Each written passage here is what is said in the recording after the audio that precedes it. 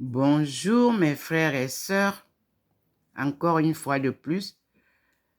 Nous sommes aujourd'hui le 9 octobre 2022. Je vous apporte les éléments qui vous aideront à étudier en profondeur notre histoire coloniale. Et nous avons ici la Société camerounaise d'histoire, the Historical Society of Cameroon. Le Cameroun dans la littérature coloniale allemande. Un choix de textes. Cette collection a été faite à Yaoundé en 1973. Collection de textes et documents. Mes frères et sœurs, c'est ça qu'on appelle une recherche approfondie. Que les étudiants qui sont donc au Cameroun nous retrouvent cette collection de textes et que ceux qui étudient l'allemand puissent donc traduire ces textes. C'est la Société camerounaise d'histoire sur laquelle je peux m'appuyer pour être sûr que les éléments que je vais avoir, je pourrai mieux les analyser. Donc, ceux qui veulent bien participer à cette recherche, puisque nous avons pris en marche désormais la recherche de notre histoire coloniale. Et on ne peut trouver ça que dans la littérature coloniale allemande d'abord, avant de passer à la littérature coloniale anglaise et enfin arriver à la colonisation française. C'est ma méthodologie de recherche. Vous ne pouvez pas faire la pêche dans une rivière à la façon traditionnelle de mes aïeux sans sécher.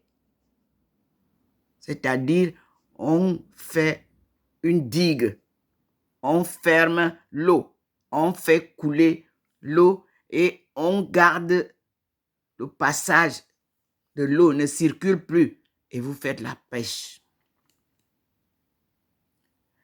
En proverbe étonne, on dit que Bate loroso nguma. Ceux qui parlent ma langue peuvent comprendre. Bate loroso nguma. On ne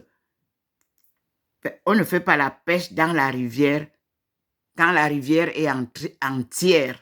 Il faut d'abord la couper.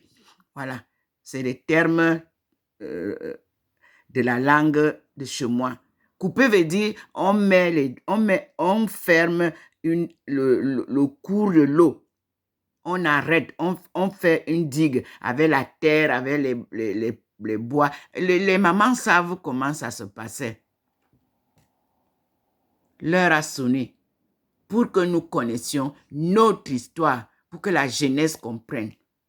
Et j'invite les aïeux, j'invite les ancêtres, j'invite les papas et les mamans qui sont dans les villages de pardonner à la jeunesse qui s'est faite manipuler et qui a désobéi à la règle de vie de nos traditions, de récupérer la jeunesse et de leur transmettre la connaissance traditionnelle africaine. Vous irez parfois faire la pêche avec nos jeunes pour leur montrer comment nous faisions la pêche traditionnelle. Parce qu'ils doivent le savoir pour la suite de notre histoire. Cette tradition de couper, de mettre les digues est aussi nécessaire pour eux, pour qu'ils comprennent. Et je remercie encore une fois de plus tous ceux qui m'envoient des vidéos dans le sens de développement de notre continent. Ceux qui m'apportent qui m'envoient les vidéos de leurs anniversaires, de leur beauté, de leur danse. L'heure n'est plus à la danse seulement. L'heure n'est plus à la chanson seulement. Quand vous faites des chants, il faut que ces chants-là éduquent. Félicitations à tous ceux qui font des chansons qui marquent leur époque, qui nous disent des choses qui éduquent la jeunesse. Merci beaucoup pour tout ça. Alors, le choix des textes est très important et nous allons demander à nos frères qui sont partis donc en Allemagne et qui m'ont envoyé les vidéos. Voici une documentation qui probablement se retrouve chez vous. Le Cameroun dans la littérature coloniale allemande. Nous vous avons vu dans les rues, c'est bien. Vous avez marqué votre présence camerounaise en Allemagne. Très bien, félicitations. Maintenant, j'ai besoin d'un contact. Celui qui m'envoie ça, vous avez mes vidéos, vous avez mon adresse email. Je habite à côté de l'Allemagne. Je suis entre l'Allemagne et la Suisse. Faisons donc un travail profond pour documenter notre peuple. Parce que c'est le refus, c'est l'égoïsme de l'information, c'est la désinformation qui nous damne. Ceux qui arrivent à connaître des choses ne veulent pas partager les informations. Et ceux, ou alors, quand ils ont trouvé, ils transmettent de la désinformation pour garder pour eux ce qu'ils ont vu. Non, un pays se développe dans l'unité des forces, tant endogènes que exogènes.